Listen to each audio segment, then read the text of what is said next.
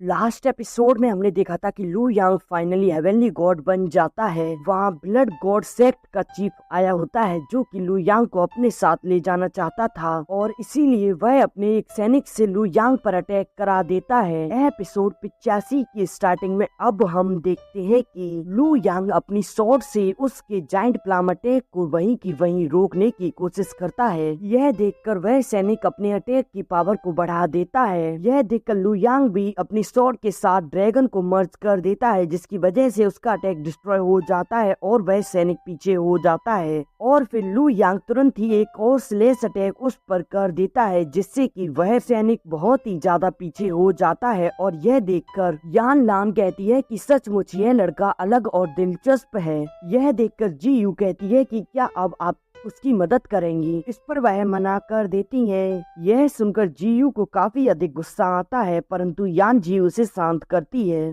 ओ लोंग मू टाओ से कहता है कि मू टाओ क्या तुम उसे हराने में सक्षम नहीं हो। इस पर मू टाओ कहता है कि आप निश्चित रहें, मैं उसे अवश्य ही पकड़ लूंगा।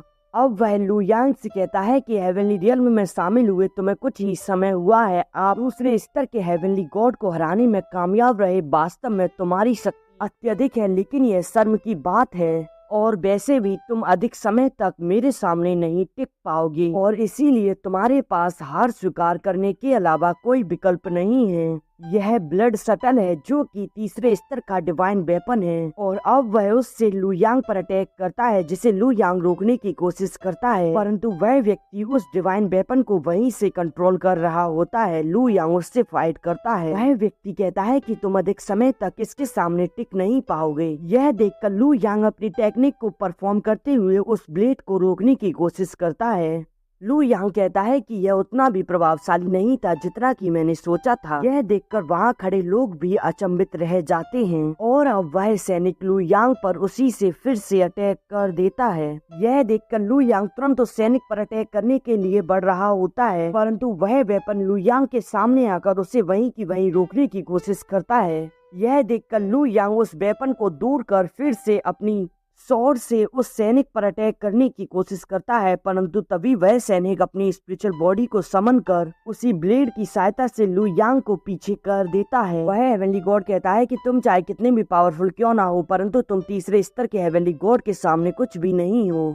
वह सैनिक अब अपनी शटल को बड़ा करते हुए लू यांग पर अटैक कर देता है। यह देखकर लू यांग अपने स्लैश अटैक से उसके अटैक को रोकने की कोशिश करता है। आखिरकार वह उसके अटैक को डिस्ट्रॉय कर ही देता है परंतु वह सैनिक कहता है कि अब तुम मेरे सबसे मजबूत प्रहार को सहन करने के लिए पर्याप्त हो और अब वह वहाँ अपनी टेक्निक को परफॉर्म करते हुए पावर को संग्रहित करने लगता है। यह देखकर जी यू कहती है कि यान लान क्या क्वाइन को ब्लेड मास्टर आपकी मदद के लायक नहीं। यान लान कहती है कि यह अफसोस की बात है कि उसने पहले ही एक इमोर्टल को नाराज कर दिया है। गॉड किंग्स तो फेरी वेस्टलैंड हॉल के हैं ना कि ब्लड गॉड सी के, तो फिर हम इनसे क्यों डर रहे हैं। यान लान कहती है कि गॉड किंग्स फेरी वेस्टलैंड से संबंधित हैं लेकिन इसका मतलब यह नहीं कि गॉड किंग्स मेरा समर्थन करेंगे और इसके लिए तो युद्ध करने की भी जरूरत नहीं है। और अब लू यांग भी अपनी प्रिमोडियल स्पिरिट को बाहर निकाल लेता है।